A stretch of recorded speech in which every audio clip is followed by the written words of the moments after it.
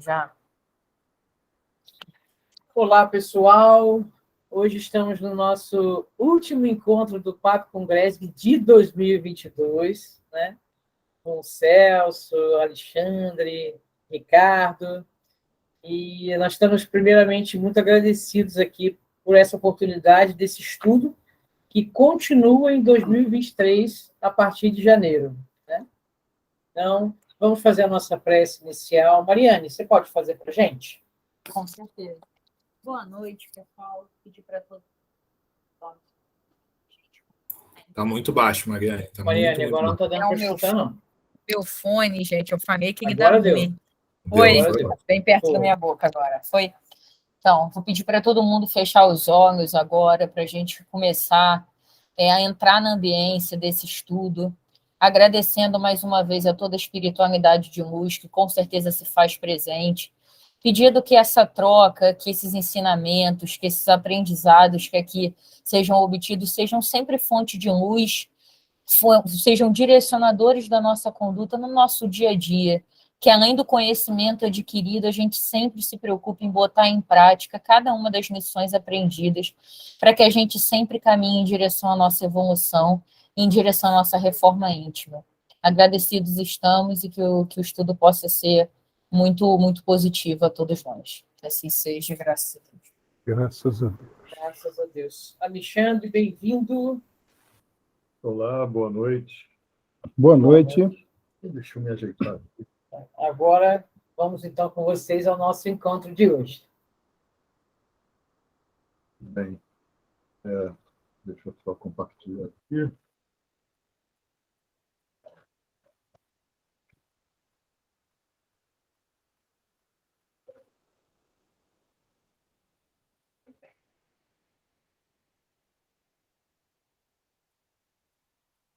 Bem, essa tela foi a última tela Sim.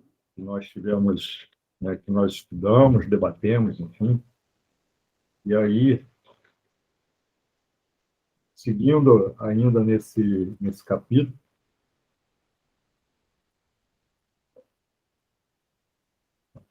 só para que a gente tenha uma sequência no pensamento, estão falando sobre os complexos da consciência, né? E aqui, inclusive, deixando claro a estratégia que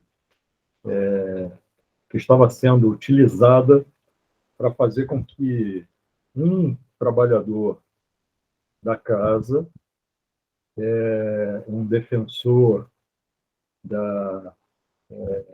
um praticante da doutrina, ele pudesse ser desacreditado para com ele, em primeiro lugar, e aí, com isso, ele pudesse ser levado a desacreditar, vamos dizer assim, a ser um garoto propaganda ao contrário, né, da doutrina, e também, em paralelo, que era o objetivo principal, que ele fosse atingido em função de algumas ações pretéritas, vamos dizer assim. Então, seguindo no estudo,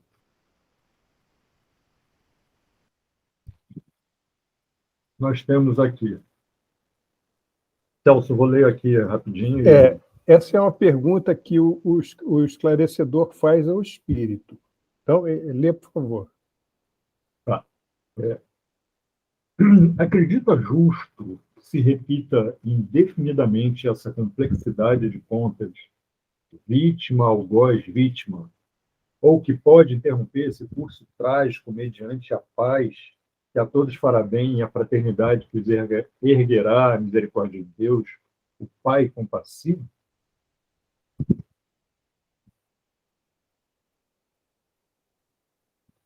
Então, a estratégia caridosa da espiritualidade, né, é sempre por aquele que está sendo recebido em confronto com as próprias situações Então, o esclarecedor, o espírito, no caso, né, que estava mediando essa situação, pergunta para ele: você acha que isso é justo continuar sempre assim, algoz, vítima, algoz, quer dizer, um se vingando do outro eternamente? E esse sentimento não vai prejudicá-lo na vida? Olha o tempo que, né, eles sempre fazem ver isso. Olha o tempo de vida que você está perdendo com essas coisas e fazendo perder nessa situação. Então, quando o questionado, né, esse espírito que estava infelicitando a sua vítima encarnada, sente mais claramente isso, vem aí o impositivo da consciência, com a graça do bom Deus, né? E faz com que ele sinta realmente, pois vimos então o poder do arrependimento funcionar quando atormentado algoz bradou, rendo-me. Não estou convencido, mas me encontro vencido. Essa frase que ele diz significa o seguinte: diante dos impositivos da minha consciência, eu me entrego à verdade. Só que ele diz ali, eu não estou convencido. Por quê? Porque ainda tem aquele orgulho de, não, vocês, eu vou continuar e tal, mas, quer dizer, aí é um diálogo dele com a própria consciência, no sentido de ver que ele está sendo, que não, essa situação não vai adiantar. Então, esse é o interregno, vamos dizer assim. É a situação em que esses espíritos vivem. Aliás, isso aí é exemplo dessas mesas mediúnicas todas nas quais nós trabalhamos, em que o espírito se vê nessa encruzilhada diante dos impositivos da própria consciência, e esse é o divisor de águas. Essa é a situação que separa o indivíduo da sua salvação, né? Aqueles que persistem sugerem a nós, ainda não foi dessa vez, mas aqueles que nesse momento se deixam vencer pela dor, pela grita da própria consciência, aí é encaminhado. Então ele é exaurido, ele é levado, ele é cuidado e por aí vai. Então essa é a situação desse estudo.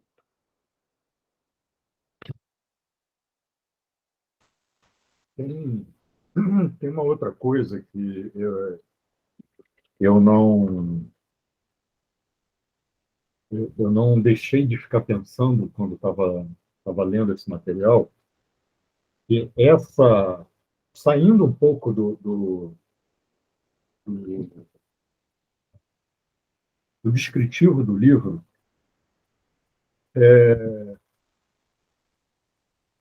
essa questão eu me rendo, né? Não estou convencido, mas ok, beleza. Duas coisas me vieram à mente.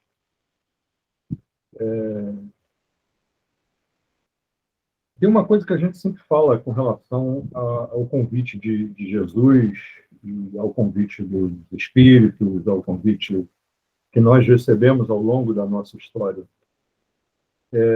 Todos os convites sempre foram para um exercício diário e contínuo.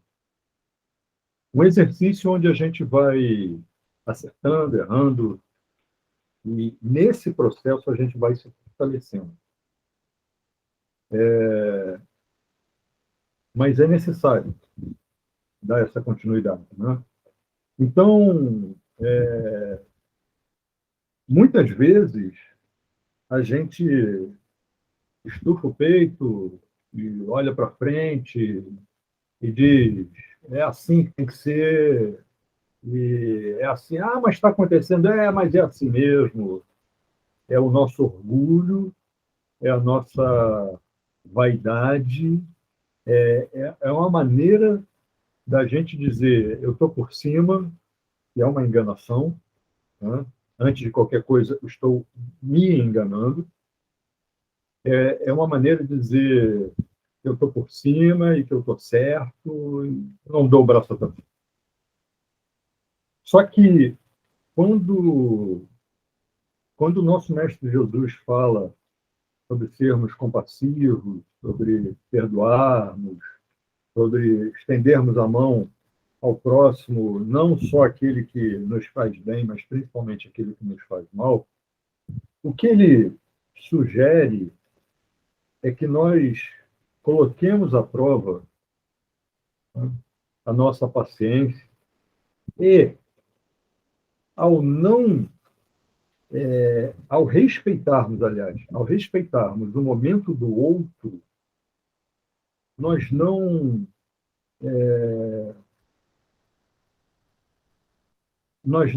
nos... Como é que é a palavra? Enfim, nós não nos desgastamos de forma excessiva. Com isso, nós não nos mantemos firmes, tranquilos, até a medida que é possível, mas nos mantemos num compasso em que conseguimos falar, conseguimos pensar, conseguimos agir, conseguimos nos calar. E nos calar, quando há um embate, quando há uma situação de confronto, quando há uma situação de provação, é uma das partes mais difíceis. Ela só é possível quando a gente mantém um compasso, quer dizer, um andar, né, baixo, uma velocidade baixa. Então, quando a gente consegue fazer isso, né, numa discussão, alguém começa, porque você está errado, que é isso, que é aquilo, e a gente fala assim, calma, olha só, eu posso estar errado.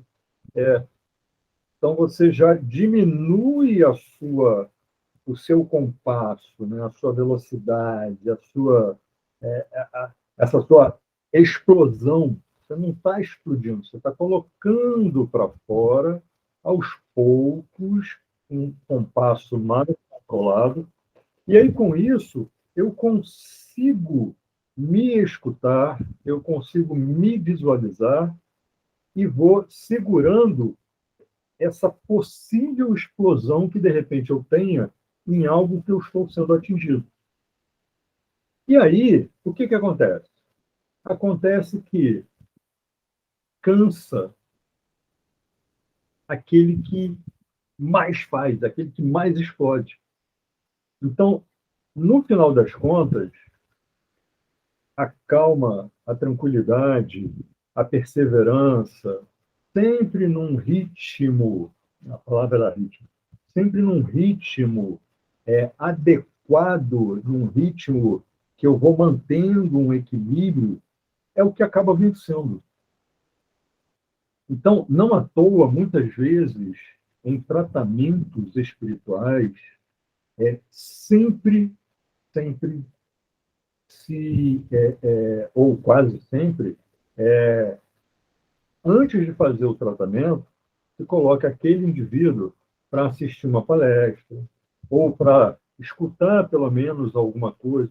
É feita uma leitura, é feito prece. E quantas vezes a gente reclama de ser colocado numa fila, né? Fala, caramba, a fila está grande, eu vou ter que esperar? Sim, porque a fila é para que eu vá baixando o meu ritmo até que chegue ao ponto de estar preparado para o tratamento. Então, é aquela coisa de quando fala assim, arrendo-me, não estou convencido, o orgulho, né? Eu só até fez comentário, é o nosso orgulho gritando, fala assim, cara, eu me dou por vencido, ok, beleza, mas também não vou entregar os pontos assim, né, de bandeja. Então, eu falo, não estou convencido, né, mas ok, tudo bem, vou me declarar vencido aqui, como se fizesse um favor ao outro. Mas, na verdade, esse favor é a nós. Eu estou me fazendo esse favor. E que bom que eu estou me dando por vencido.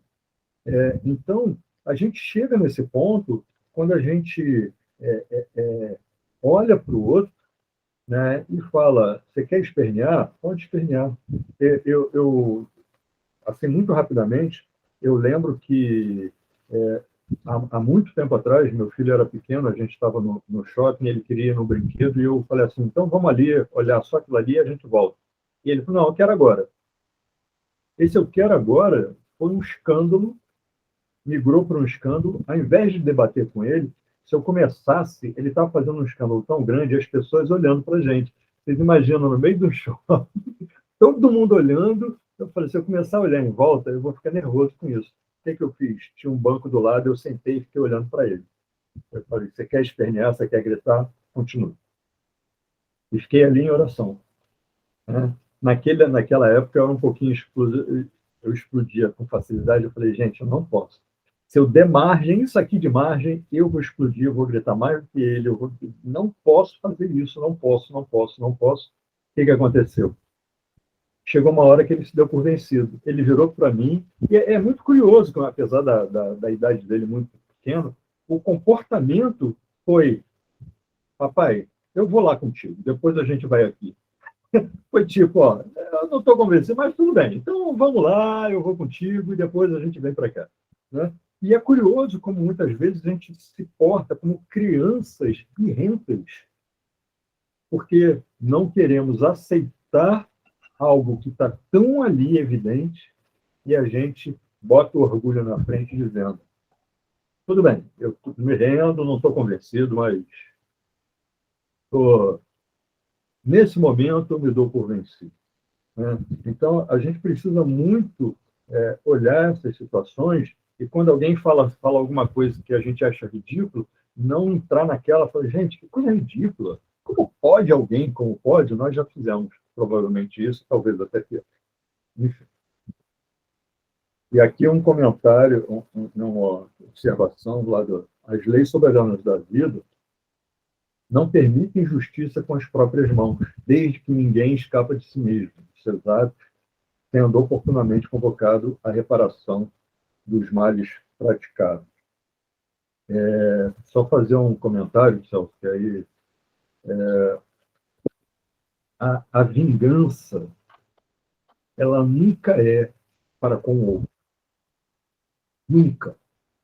Ou melhor, eu posso olhar para alguém, eu posso olhar para o Celso e dizer, o Celso fez muito mal a mim e agora eu vou me vingar dele. Mas a vingança, ela explode em mim, não no outro. Da mesma forma que o perdão não é para o outro, é para mim, é uma libertação para mim, a vingança é o processo contrário. A vingança não é para prender o outro. Ainda mais se o outro for compassivo para comigo. Quanto mais eu me vingo, mais eu me prendo. Então, a gente precisa, né? Muitas vezes a gente fala isso, até em estudo espírita mesmo, entre em grupo, fala assim, porque fulano fez isso, fez aquilo. Fala assim, cara, vamos deixar na mão de Deus. Não, pô, então, numa próxima vida, não, próxima vida não. Eu escutei isso. Né? Próxima vida. Ele me fez nessa, tem que pagar nessa. Essa é uma declaração de vingança. É uma declaração de, não, mas eu só quero que a justiça seja feita. Eu falei, ok, será. Mas não quando você quer. Não quando nós queremos. Não como nós queremos. Será mediante as leis que nós chamamos de leis naturais e divinas. Né? Será quando, como e onde for da vontade de Deus. Porque muitas vezes a gente avalia de uma forma muito limitada e a gente não está pronto para essa avaliação. Então, isso mesmo.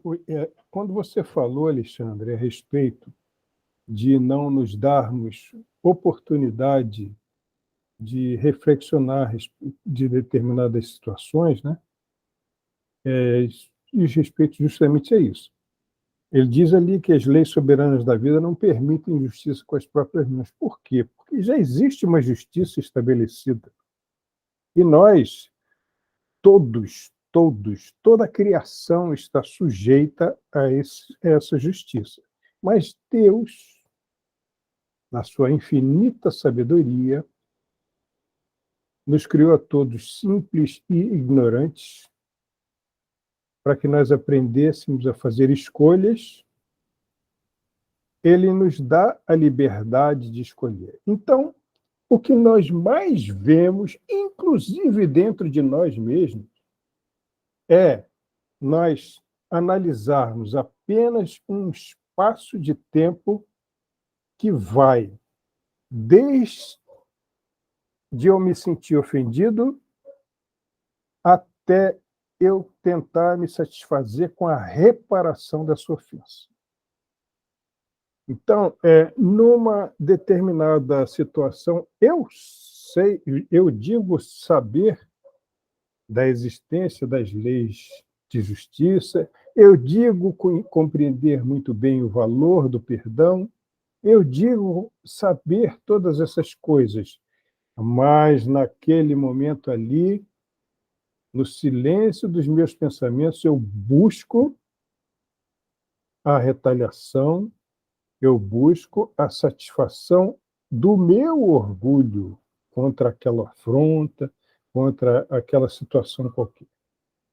Quando, na realidade, essas situações, todas essas situações, sem exceção, são o confronto necessário em que eu experiencio a luta contra o meu próprio orgulho, né?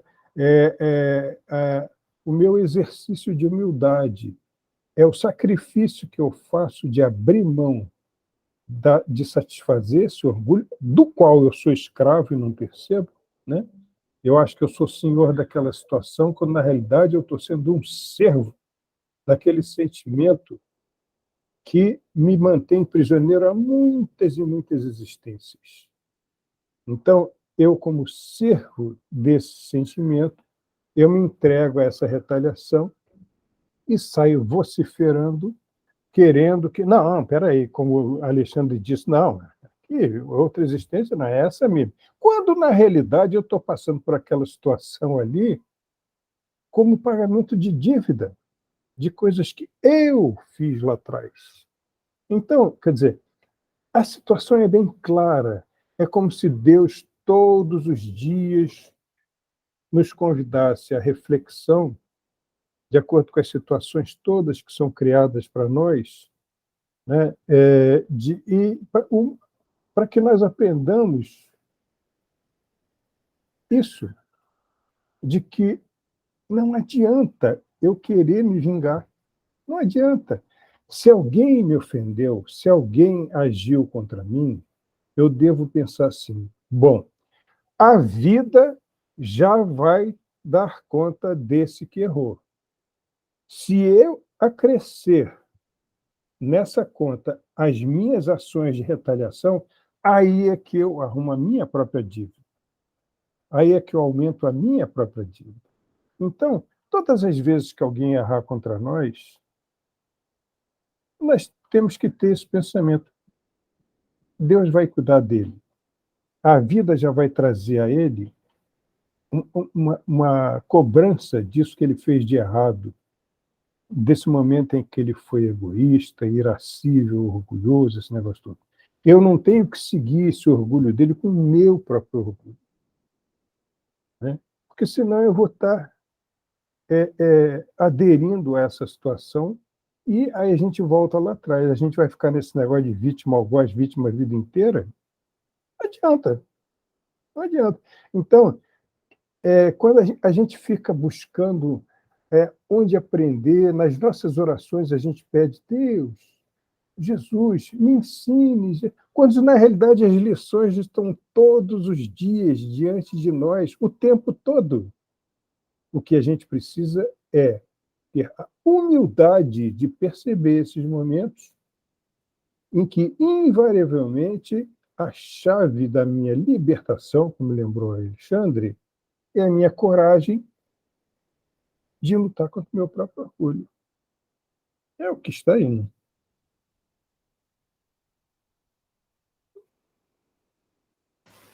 Vamos lá.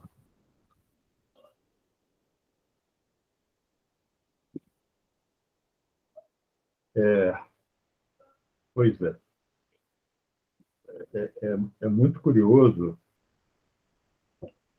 que a gente vê uma situação ser descrita aqui, e que, eu não sei vocês, mas a nós remete diretamente a eventos tão atuais que não deveriam mais acontecer. Enfim. Então, aqui nós temos a humanidade está exausta das guerras internas que resultam do egoísmo de minorias violentas e desequilibradas que ainda não entenderam as nobres finalidades da existência física. De cara já chama a nossa atenção para algumas vezes, e nós particularmente concordamos com isso, que você não precisa ser espiritualista, não vou nem dizer espírita, não precisa ser espiritualista para perceber a necessidade de se tornar melhor. Você pode até, inclusive, ser ateu e perceber que precisa se tornar melhor. No entanto, a consciência, né, ou pelo menos a parte da minha consciência, que desperta, ou que deveria despertar. Não, que desperta. Eu estou falando da questão sincera. Né? Não é aquilo que às vezes a gente fala e que não é sincero. É do que é de sincero dentro de nós, né? Que a gente não tem como esconder. Então, essa parte sincera da nossa consciência, que desperta, e que deixa claro que eu preciso me tornar melhor, enfim, não há como, não existe, mesmo para o ateu, mesmo até para o materialista, de uma forma um pouco diferente, bem diferente, mas numa linha de raciocínio no sentido de eu preciso me tornar melhor. Né? Nesse sentido, para qualquer um, isso é óbvio. Eu preciso me tornar melhor. Para qualquer um, isso é óbvio. Agora, no momento em que nós colocamos a parte espiritual, espiritualista, primeiro, em nossas vidas, a gente começa a ter alguns parâmetros que nos servem de guia. E quando colocamos o ensinamento espiritual, aí falando da doutrina, em nossa vida, aí nós assumimos uma responsabilidade. Por quê? Porque ninguém me forçou a ser espírita. Ninguém. Eu posso estudar a doutrina espírita sem ser espírita? Lógico que pode. É óbvio que pode. Não tem que ser espírita para isso. Você pode estudar a título de curiosidade no primeiro momento, a título de uma simpatia pela mensagem que é passada, enfim, né? Pode, à vontade. Mas no momento em que por que algumas pessoas, e eu conheço gente assim, talvez vocês também, falam assim, eu não gosto dessas coisas, ficar falando sobre, né, a próxima vida, sobre reencarnação. Claro que não gosta. Claro que não gosta. É agradável, de repente, baterem no teu ombro e falar assim, sabe aquilo que você fez? Pois é, está na tua conta. Nessa ou na próxima, ou até numa outra ainda, não vai se livrar. Está na tua conta. É agradável? Claro que não. Óbvio que não é. Óbvio que não é. Então, a gente precisa ter consciência disso. Né? Cada vez mais. Cada vez mais. A gente tem que deixar o nosso orgulho de lado, a gente tem que... E muita gente fala assim, eu não sou orgulhoso. Gente, orgulho não é aquela coisa que se brada aos quatro ventos. Né? Não. Pode ser algo, até um olhar e um pensamento. Assim, ainda vai sofrer muito até chegar onde eu estou. Olha o orgulho aí.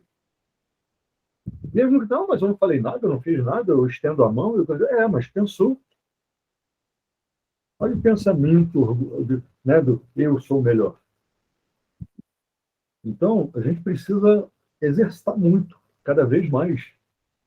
Né? E hoje nós não temos, a gente deveria ser muito grato por a gente não passar pela situação de que Paulo passou.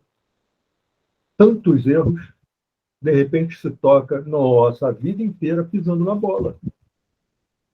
A vida inteira, literalmente, pisando na bola. E aí, o que ele faz? Olha para frente. Cara, entendi. Agora não posso perder tempo. Não posso perder tempo. Jesus, manda aí. Manda real. O que eu tenho que fazer agora? A gente precisa disso. É óbvio que eu tenho que pagar minhas contas, é óbvio que eu tenho que dar atenção para as questões materiais, é óbvio que é óbvio. Mas qualquer ação minha fora de uma postura moral, e a postura moral não é a postura moral da sociedade, porque a postura moral, o que é moral, difere de comunidade para comunidade. A gente está falando aqui, quando a gente fala do estudo cristão, do estudo espírita, a gente está falando da moral de Deus, exemplificada por Jesus, não tem outro, não tem outro. Então, eu preciso buscar adequar, não é pegar o ensinamento de Jesus e botar na minha vida, é botar a minha vida no ensinamento de Jesus. É fácil? Não. Não é. Não é. Por melhor que tenha sido a nossa educação, e aí falando de família, sempre tem alguns furos, sempre tem alguns desequilíbrios. A gente precisa, então, levar a nossa vida para falar assim, eu quero viver. Baseado em quê? Baseado no ensinamento de Jesus. E só para finalizar, não é baseado no ensinamento, viver baseado no ensinamento de Jesus, não é botar uma toga e chinelo e ir para a rua. Não. Mas é ir para a rua. No meu dia a dia, fazendo o que eu tenho que fazer de acordo com o ensinamento dele. Por isso, que logo aqui embaixo, né, no terceiro parágrafo aí, está assim escrito: todos aqueles que conhecem, compartilham do conhecimento do mortalista têm o inadiável dever, ou melhor, é agora, não é amanhã, não é depois. Eu sou imortal, eu vou reencarnar, nessa vida eu já fiz um monte de coisa, deixa aí o restante para a próxima. Não! O inadiável dever de cooperar em favor de um mundo melhor. O curioso é que tudo que a gente está estudando até agora não fala apenas de um eu melhor. É um mundo melhor, mas eu só consigo chegar lá se passar por mim. Então, é um eu melhor para que eu reflita um mundo melhor. Enfim, falei muito. Vai, Thelma. Meu amigo, se você diz que fala muito, eu estou perdido. E fico muito preocupado. Por favor, vamos dividir um pouco essa conta, né? Porque na verdade, assim, as coisas que você falou sugerem uma reflexão que, para nós espíritas, é profundamente importante, Alexandre. E se você não tivesse falado isso, não nos teria ocorrido. Porque se a gente lançar aqui uma pergunta entre nós aqui, né? Os desencarnados que quiserem participar também são muito bem-vindos. Mas se a gente quiser lançar aqui uma pergunta, quem é que gostaria de adquirir saber? Adquirir saber é bom, né? Há alguém que não gostaria de adquirir saber? Nós não conhecemos, nós não sabemos. Né? Na realidade, em estado normal de consciência, todo mundo quer saber. Nós também sabemos que as pessoas que desejam ou detêm saber nem sempre fazem bom uso desse saber. Mas que todos nós saibamos que aquele que deseja adquirir saber, esse saber virá, mas ele vem junto com uma responsabilidade, né? Ele vem junto com alguma coisa, porque isso é da lei da vida. Aquele que mais sabe é responsável por aquele que menos sabe. O chato cá entre nós é que o início dessa percepção, muitas vezes, é carregada de um comparativo, competitivo, né, das pessoas. As pessoas, às vezes, se demoram. Eu sei e você não sabe, essas coisas, mesmo que seja subconscientemente, né? Mas, na realidade, se nós sabemos de determinadas coisas, a vida cobra de nós um tipo de cooperação da qual nós não podemos nos eximir. Então, se nós sabemos que a vida é assim, se nós temos certeza que nós somos imortais, que a justiça divina sempre se fará presente em todas as situações, se nós sabemos que nós vamos reencontrar aqueles que nos amam e aos quais nós tanto amamos, né? Se nós sabemos de todas essas coisas, isso nos traz uma certa paz ao coração. Mas essa paz nunca será completa se nós não fizermos esse conhecimento obrar a bem daqueles que dividem conosco essa experiência, né? Por isso é que ele diz ali, todos aqueles que conhecem e que compartilham o conhecimento imortalista, quer dizer, nós sabemos disso, têm o inadiável dever de cooperar em favor de um mundo melhor. Então, é aquela situação que nós já vimos várias vezes. Várias vezes. Para que nós encarnamos, né?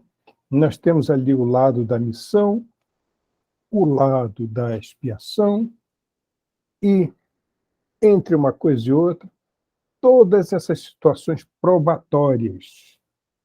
Se nós sabemos disso, nós temos que entender o seguinte, qual é o meu lado missioneiro? Nem estou falando missionário, missioneiro. É justamente eu me valer daquilo que eu aprendi razoavelmente para ajudar um mundo melhor. Está lá. Eu peço desculpas de sempre citar essa pergunta, 132 livros dos Espíritos, mas está lá na resposta. Que todos nós temos a nossa parte na obra da criação. E, às vezes, essa parte é com um olhar silencioso de perdão. Às vezes, é com uma ajuda, vamos dizer assim, anônima. Às vezes, é com você dar do que, mesmo do que está sobrando para você, ou do que esteja faltando. Então, quem quiser fazer alguma coisa, existe um mundo de coisas para fazer.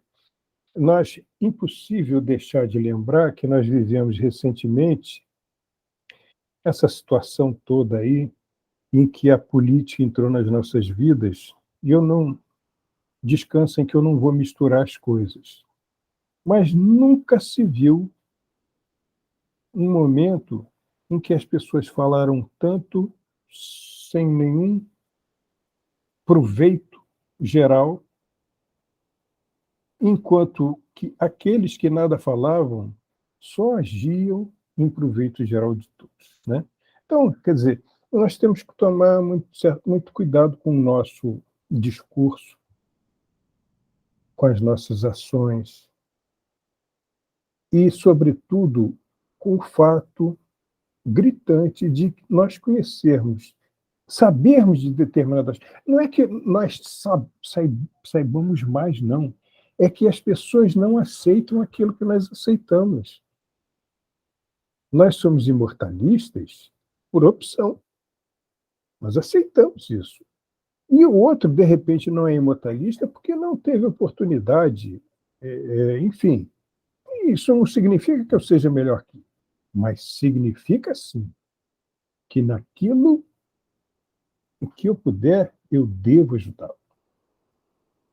Nós aí que trabalhamos com ideação suicida, todas essas coisas, que é um dos deveres do espírito, muitas vezes nós sabemos que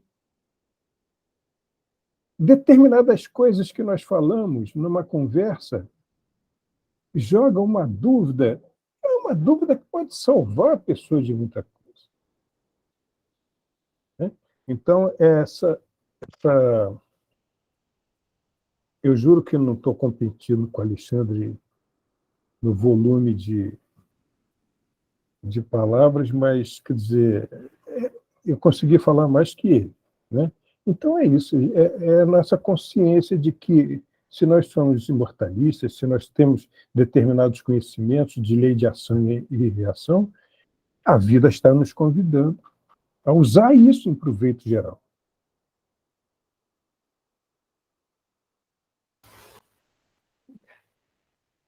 Só para a gente fechar aqui, né, cada um discute a honra de melhor servir, sempre deixando claro que quando a gente fala sobre o ensinamento de Jesus, quando a gente fala sobre as colocações da doutrina espírita, a honra de melhor servir é sempre em relação ao próprio. Cada vez que eu possa melhor servir, nesse sentido. Não à toa, e aí a gente retorna a lembrar a figura de Paulo, mesmo após o despertar, mesmo ele fazendo tanto que ele fazia, ele continuou diariamente em suas orações se questionando o que mais ele poderia fazer para melhor se dedicar à confiança de Jesus nele. Então, ele queria sempre melhorar. Não fazer mais do que o outro, mas fazer mais do que ele mesmo fazia. Né? E a gente, com certeza, não é, de novo, para que nós possamos nos tornar um Paulo de Tarso, mas para que possamos perceber que alguém que tanto errou, tanto errou, pode sim se redimir a partir da simples escolha de querer fazer melhor.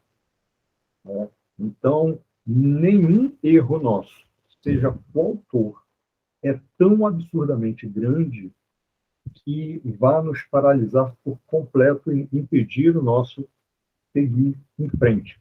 Obviamente que temos as nossas fragilidades e podemos, muitas vezes, nos sentir paralisados, incapazes.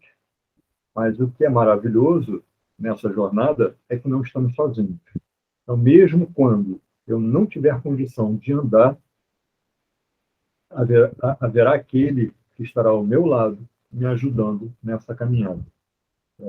E isso acho que é o mais importante. Antes da gente continuar, né, está todo mundo caladinho, ninguém quer comentar nada. Todo mundo reflexivo. Pois é.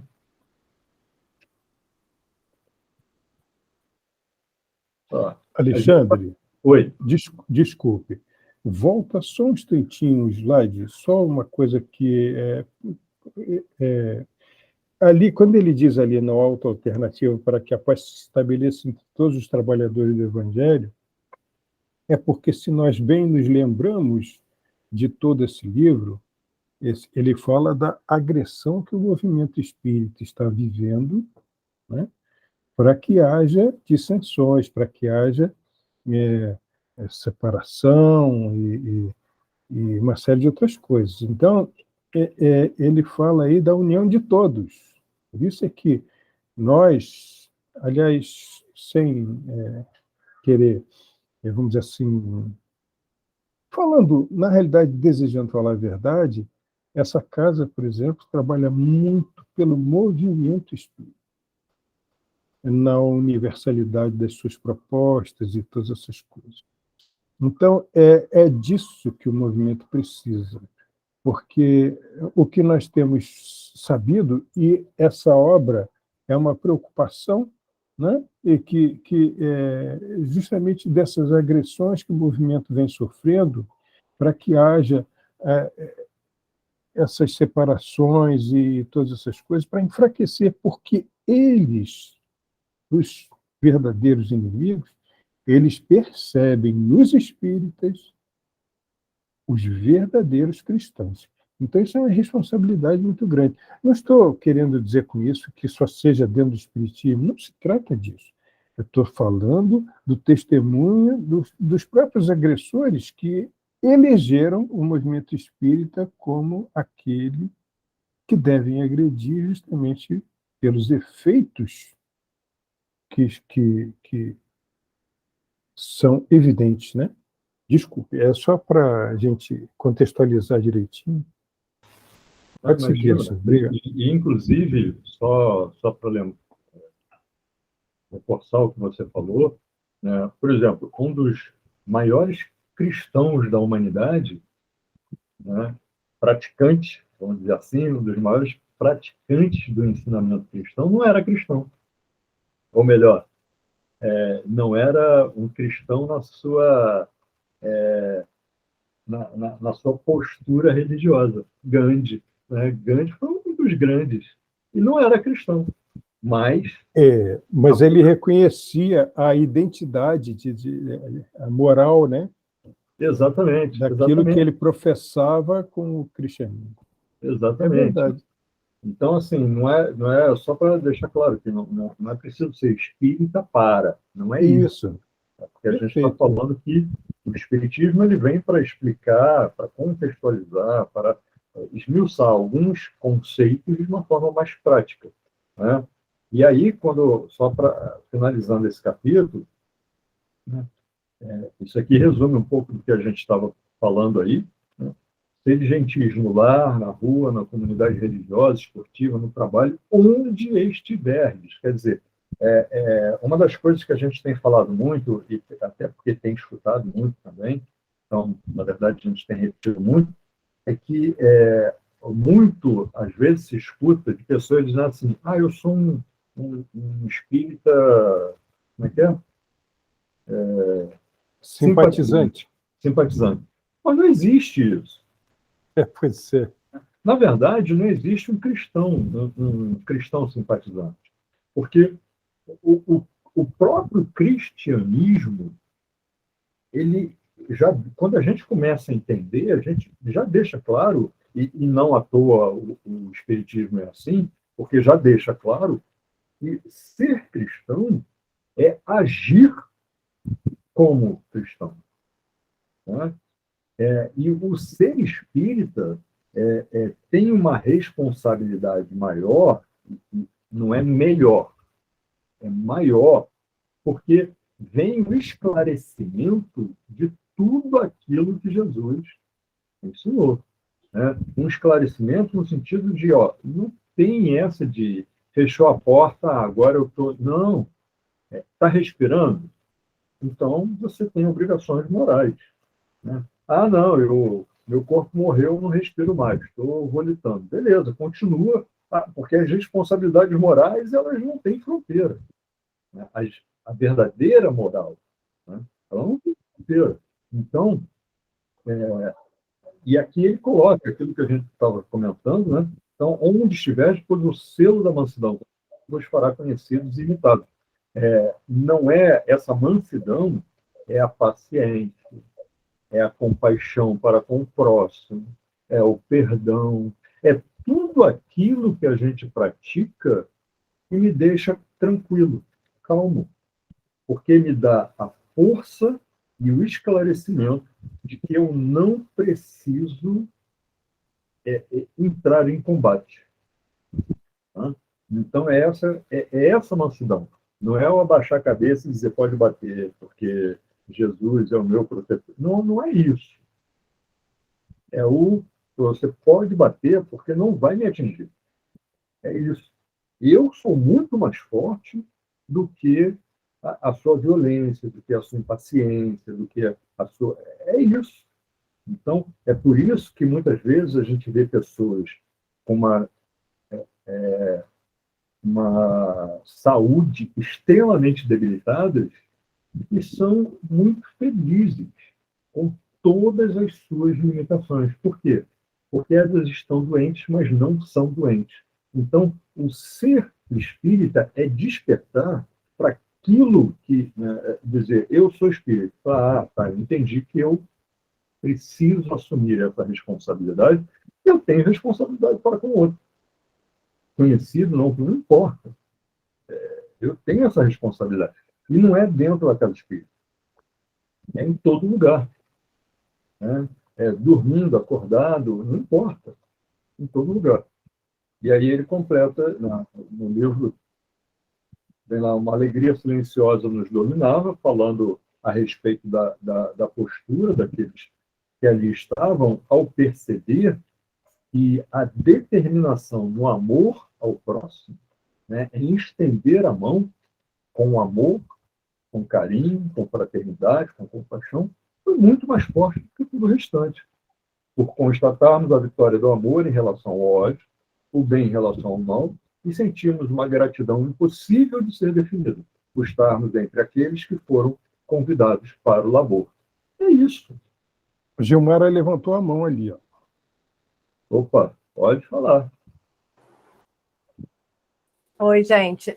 Eu estou ouvindo vocês falando aqui, desde a hora que o Celso falou sobre essa coisa dessa responsabilidade enorme, né, que o conhecimento nos traz. E eu sempre falo isso, é uma coisa que a gente verifica muito, quando as pessoas, muitas vezes, têm contato, são os tais simpatizantes da doutrina, que começam a ouvir certas coisas que nos trazem essa responsabilidade, que incomoda, né? Que tira a gente daquela passividade e coloca a gente naquele protagonismo que tem que ser. A gente tem que realmente ter responsabilidade pelos nossos atos, pelo que a gente faz, o que a gente fala. E muitas vezes as pessoas até se afastam da doutrina por conta disso, né? Por conta dessa carga de responsabilidade que o conhecimento e a certeza de que a gente planta e a gente colhe, e é tudo que a gente, na verdade, somos herdeiros de nós mesmos, então tudo isso requer uma certa maturidade também, né? E agora, Alexandre, quando você falou dessa sede gentis no lar, na rua, na comunidade, eu acho que a gente está precisando tanto disso hoje em dia, né? Hoje em dia a gente tem essa facilidade de colocar opiniões nas redes sociais e a gente vê tanta falta de gentileza nos comentários mais, assim, variados. Eu estava lendo um relato de uma menina, só para contextualizar. Ela estava falando, ela postou um vídeo, né? Até falando da língua do inglês, ela estava na Austrália, e ela postou um vídeo que era até um meme, na verdade, era uma brincadeira, de um australiano falando inglês. E o rapaz era do interior da Austrália, então a gente sabe que, né, dependendo do lugar, você tem aquela forma particular de falar. E ela postou um vídeo brincando, falando, gente, se vocês acham que o inglês é difícil, olha só esse australiano falando. E me interessou por conta do tópico, e aí eu fui ler os comentários. E é tão engraçado como as pessoas não perdem uma oportunidade de agredir o outro, independente de qual seja a intenção da pessoa. Eu fiquei tão impressionada, eu falei, meu Deus, as pessoas nem entenderam a intenção da menina porque não leram toda a legenda. Isso me chocou tanto, porque, assim, de agredir, tipo, você está reclamando e está comparando, você está na Austrália, a gente está aqui. Eu falei, gente, mas não é o contexto. Então, às vezes, assim, essa gentileza que hoje em dia a gente precisa sempre e que as pessoas usam os canais para poder colocar as suas opiniões e as pessoas nunca podem deixar de dar as opiniões, é assim, né? eu tenho que comentar, eu tenho que falar, eu tenho que dizer o que eu penso, mas é com tanta agressividade que às vezes me assusta, viu? Me incomoda isso. Isso, Gilmara, se permite comentar sobre o que você falou, é tão importante, porque nós temos que entender o seguinte: nós falamos a respeito da limpeza das ruas, da arrumação da casa, da pureza do ar e de promover a defesa do meio ambiente, mas se a gente parar para pensar na psicosfera ambiente e de como nós podemos ajudar ou atrapalhar nesse sentido, nós é interessante nós pararmos para pensar a respeito disso. Nitidamente, você vê pessoas que saem de casa como se fossem para a guerra.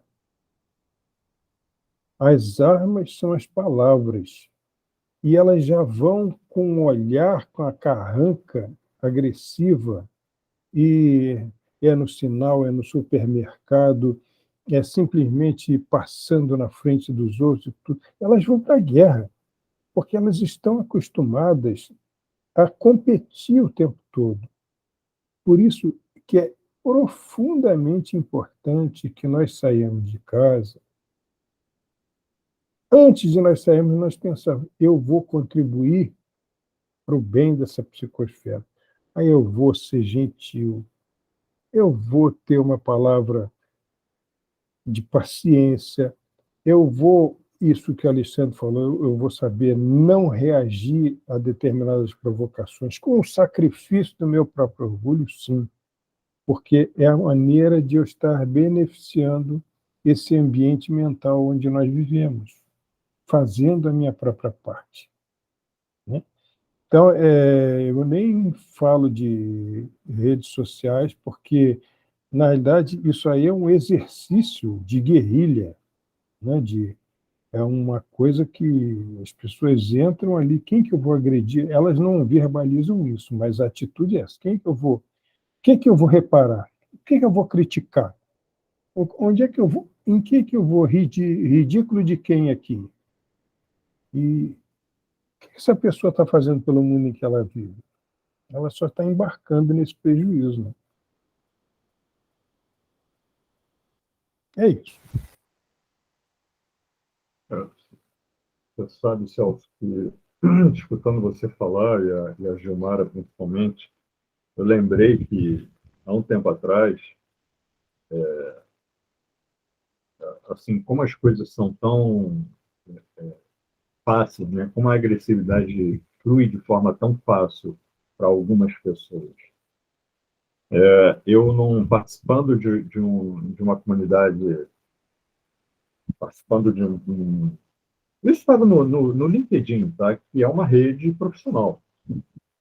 Eu não sei se eu, em algum momento, já comentei isso aqui, mas é uma rede profissional. Então, e aí, uma postagem que foi feita por uma pessoa que, na época, dirigia uma ONG,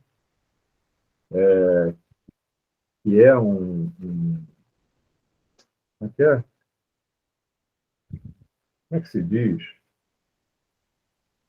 A pessoa que está ali é um ativista, né?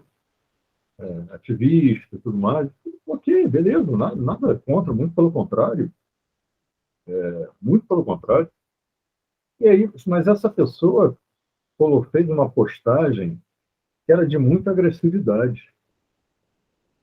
E aí eu fiz um comentário, essa postagem, essa ONG, inclusive, é em defesa de negros, de que não sei o que e tal, parará, parará.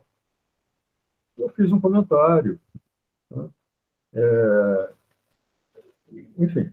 E, na época, por conta da maneira como ele tinha escrito o texto, eu fiz um comentário dizendo, inclusive, que e meu pai é negro, minha mãe é loura, e eu me sentia muito bem nos dois mundos, porque ele colocou como se fossem dois mundos muito distantes. Eu não eu não me sentia em dois mundos, mesmo pelo contrário, eu me sentia como se fosse um único mundo, porque, afinal de contas, sentíamos fome, frio, sede, tudo um textozinho assim. Eu não tenho ideia de como eu fui hostilizado. E assim, a única coisa que eu coloquei foi que eu gostaria, e eu orava, né, eu pedia pela época em que essas lutas deixassem de ser necessárias, onde todos estivéssemos juntos, todos unidos em uma única causa. Só que essa pessoa, ela se sentiu agredida. Por quê? Porque se todos nos unirmos, ela deixa de ter finalidade, deixa de ter função. E aí foi uma agressividade tão grande contra mim, que inclusive pessoas que seguem essa outra pessoa fizeram colocações lá: fulano, que isso, pô, cara, eu te admiro, seu trabalho, que não sei o que e tal, mas você exagerou.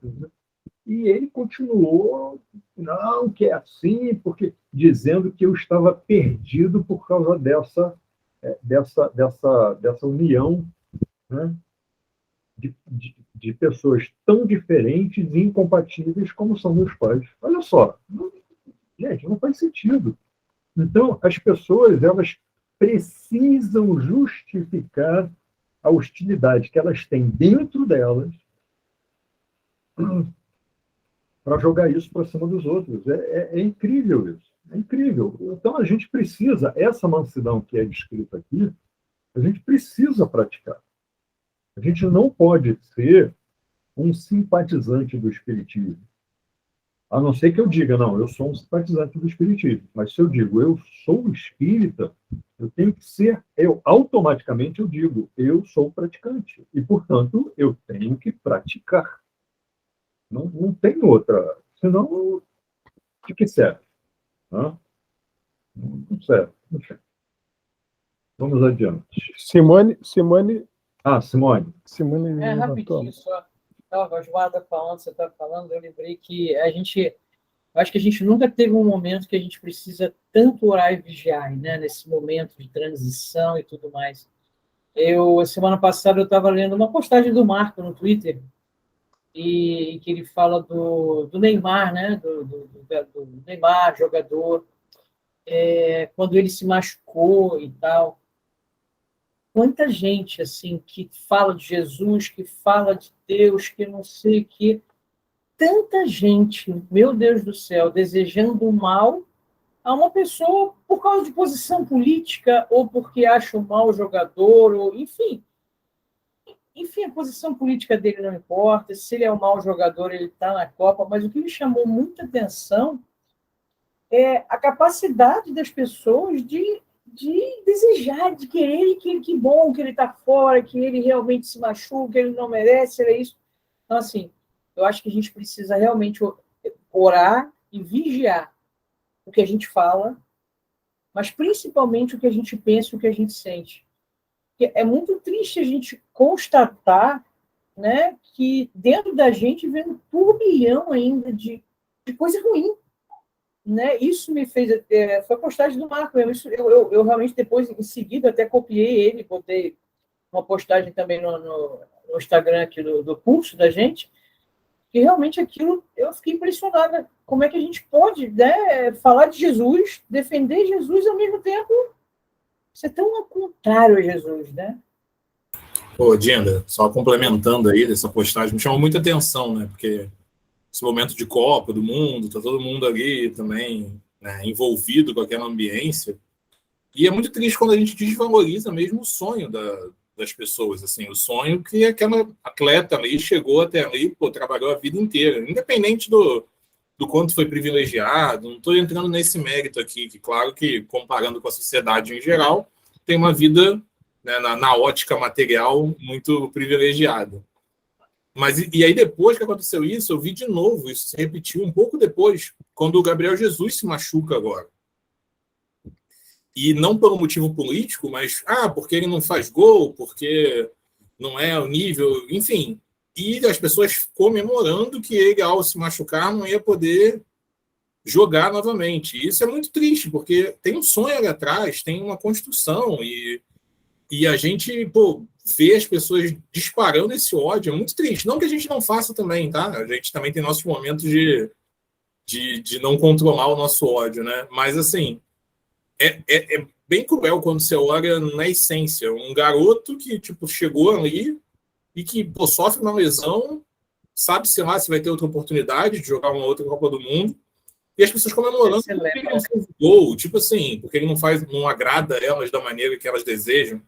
É muito complicado. Eu acho uma questão muito sensível mesmo. Posso me permitir uma breve digressão a respeito do assunto? Aliás, nem é digressão, porque tem a ver. Independentemente do resultado desse campeonato mundial, seja ele qual for, uma coisa que as pessoas ainda vão falar é que o legado ético e moral que o treinador da seleção vai deixar no trato com os jogadores e na maneira de se relacionar com as pessoas, isso ainda vai ser notado. Isso ainda vai ser falado. Porque desde criança que eu aprendi a ver na prática esportiva não só uma coisa, mas uma coisa que diz respeito à honra também, né? E honra diz respeito a você respeitar aquele que está ali, não está ali como inimigo, mas está ali como adversário. Você vê, Marcos, que essas pessoas, elas não hesitam em sacrificar o próprio resultado da seleção com o time só por causa dos seus pareceres particulares de ódio, preconceito, essas coisas todas. Então, fazemos nós muito bem na nossa parte em passar ao largo dessas coisas todas, reparando sim naquilo que está sendo feito de errado, mas fazendo a nossa própria parte de torcer, independentemente de qualquer coisa, pelas pessoas, né? Acho que isso aí está muito claro, né, para nós. É isso. Vamos lá.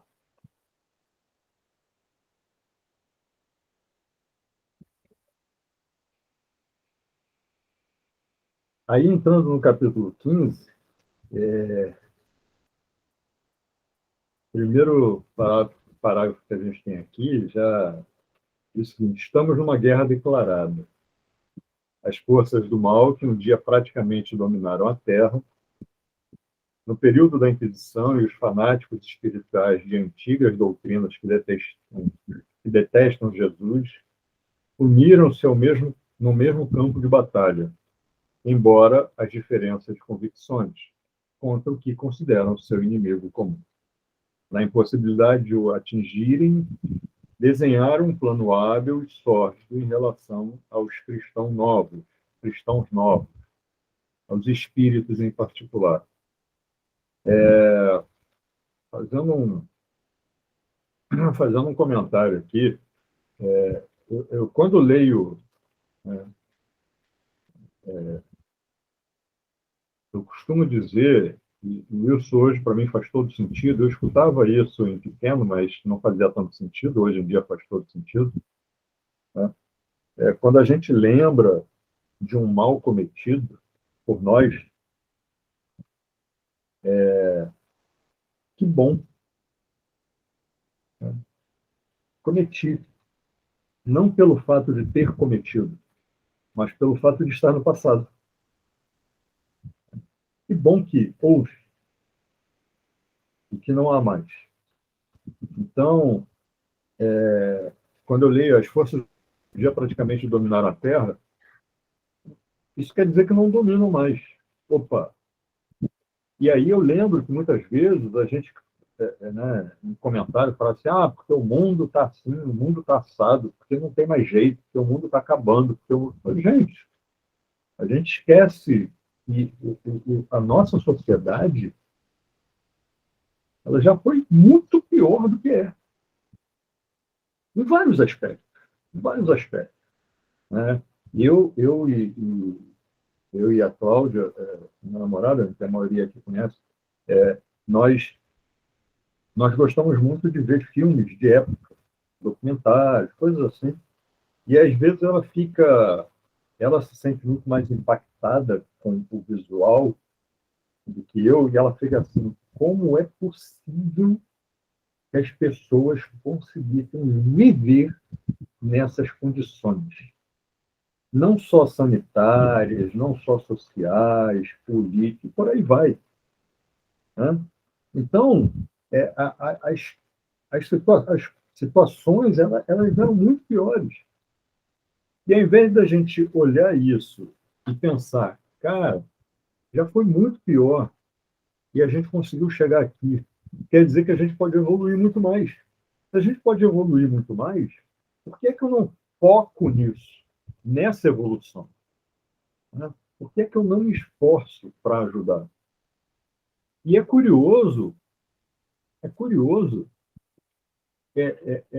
que, por exemplo, as famílias, né? As famílias se formam e aí as crianças vêm, né? Fala assim, o que um pai e uma mãe faz com seus filhos? Educa seus filhos para o mundo. E isso é uma coisa que todo mundo, é uma frase que todo mundo usa, né? Educa seus filhos para o mundo. Legal. Mas qual é a postura, muitas vezes, desses pais? Não agem para um mundo melhor e não acreditam em um mundo melhor. É uma incoerência, muitas das vezes, por quê? Não, porque o mundo não presta, porque o mundo não tem jeito, porque não vai dar certo, porque isso, porque aquilo. Então, é claro que eu estou fazendo uma grande generalização aqui, mas, assim, é porque escutamos muito posturas como essa, que contradizem, né,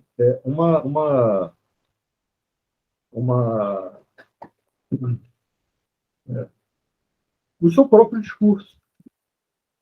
Então, a gente precisa muito, muito olhar isso, fazer uma autoanálise e dizer, eu vou ter essa postura, eu vou fazer dessa forma e, seguindo o ensinamento de Jesus, serei determinado, serei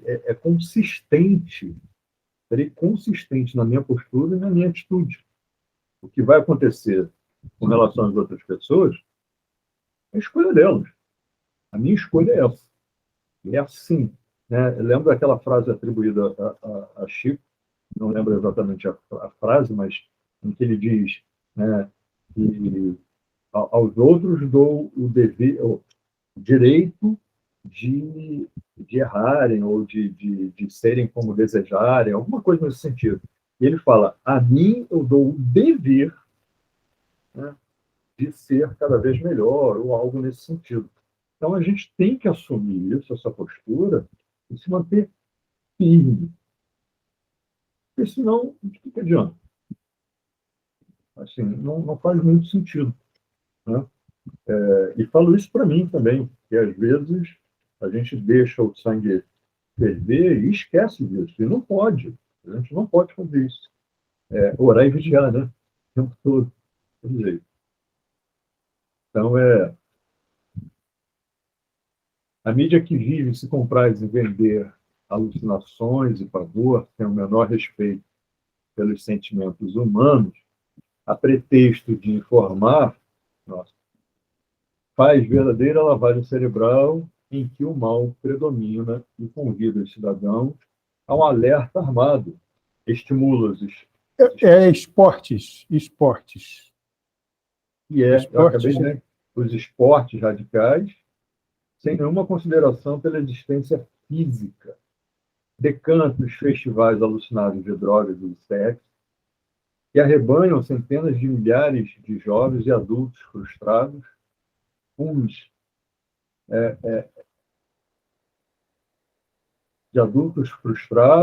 cansados, está invertido aqui.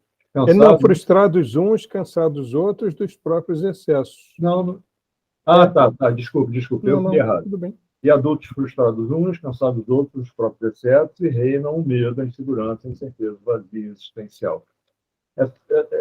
Assim, não à toa, né? E, curiosamente, a psicologia, né, Celso? A psicologia cada vez mais fala assim, gente, se afasta, para de... traz tantos estudos, não só a psicologia, mas toda a área psíquica, traz tantos estudos e existe tanta recomendação de saber das notícias, abre a internet, leia, porque é melhor a leitura do que ficar vendo aquela apresentação cinematográfica, aquele teatro todo,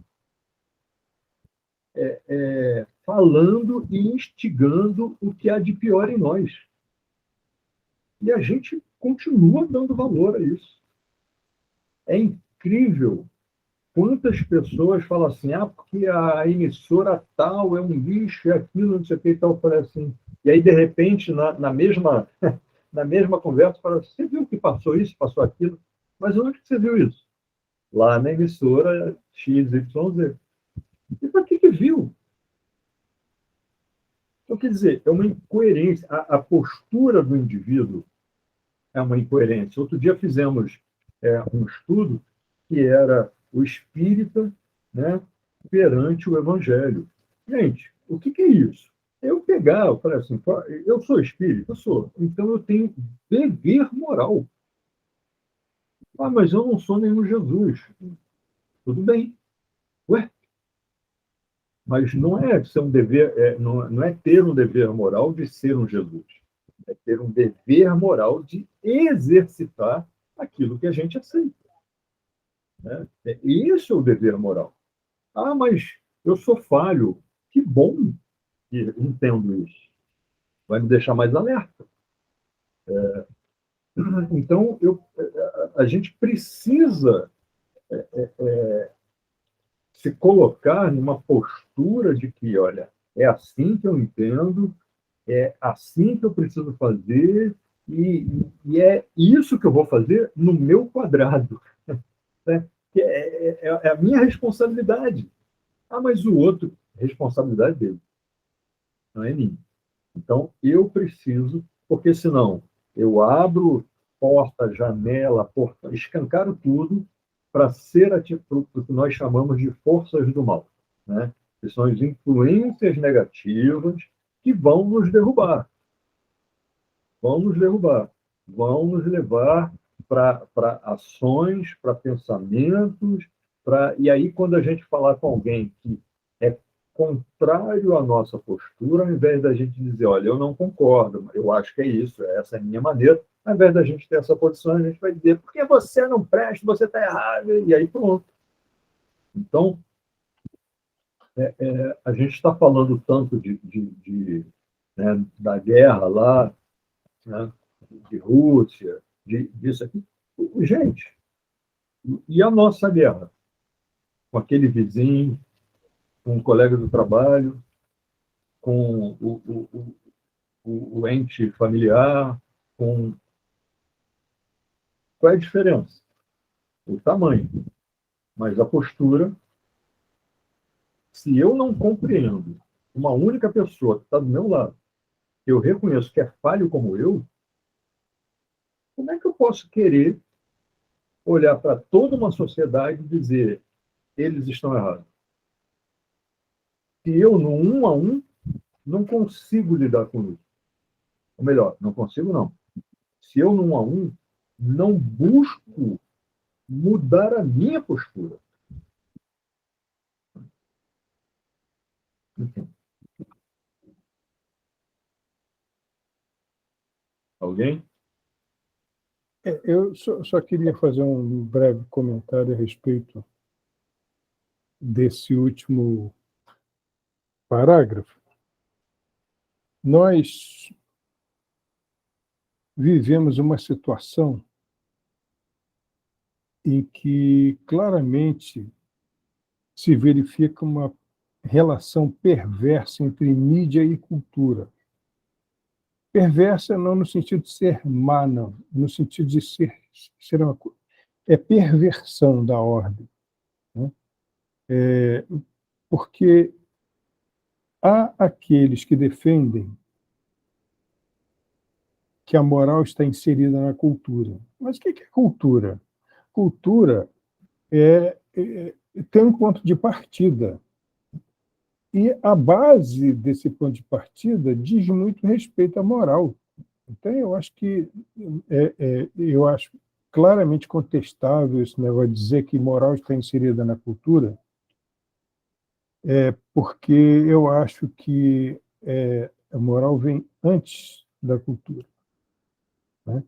E é formadora antes. Quer dizer, o estado moral, seja ele qual for, ou amoral ou imoral, isso sim é que acaba formando a cultura nos seres menos avisados. Eu estou dizendo isso tudo pelo seguinte, porque nós vivemos um momento da nossa história como civilização e como comunidade em que determinadas coisas estão sendo discutidas no mesmo plano de importância, quando, na realidade, estão em planos muito distantes de importância. Moral diz respeito às leis da vida, que regem as nossas existências, né? No entanto, as pessoas são imediatistas, são tão vulneráveis ao modismo que elas acham que elas têm que viver aquilo que está sendo vivido pelas outras pessoas, sem a menor reflexão. E elas criticam mesmo e que as pessoas acham retrógradas as pessoas que não comungam com esse tipo de atitude. Existem coisas que não são... coisas que a moral é atemporal, né? Ela não é um modismo. Hoje em dia, quando eu falo hoje em dia, é o maior teste de paciência que Deus apresenta para mim. Quando começa essa frase, hoje em dia isso, hoje em dia aquilo, aí eu tenho que respirar fundo pelo menos 3 vezes, porque para não entrar em discussão, porque não adianta a gente falar a respeito dessas coisas com as pessoas que não querem ouvir, né? Elas não são muito dadas à reflexão. Então, o que a gente vê é que o mundo está entregue a uma avalanche de atitudes que sugerem um claro descontrole dos costumes, né? Claro, claríssimo isso. E quando você vai fazer alguma observação, as pessoas já acham que isso é uma retrogradação, é uma coisa que é uma onda contrária, né? E até, pasmem, no meio espírita, quando existe algum tipo de produção artística, musical ou de encenação, às vezes a gente é obrigado a fazer determinadas observações em que aquilo ali não é conveniente para o meio espírita. E, no entanto, as pessoas acham que, pelo amor de Deus, hoje em dia isso já passou e não sei o quê, não sei o que lá, isso está super. Então, nós temos que ser cada vez mais espíritas. Cabe a nós a cultura espírita, não estou exagerando, não. Nem estou dando assim, uma importância exagerada a essas coisas, mas a cultura espírita depende de nós. Porque senão nós vamos viver um arremedo de tendências religiosas automáticas, cheias de exterioridades e de formas, ou então nós vamos viver uma tendência que pede uma modernidade, entre aspas, que não tem nada a ver com moral. Então, nós temos que nos conscientizar do nosso papel de guardiões e de estimuladores dessa cultura espírita.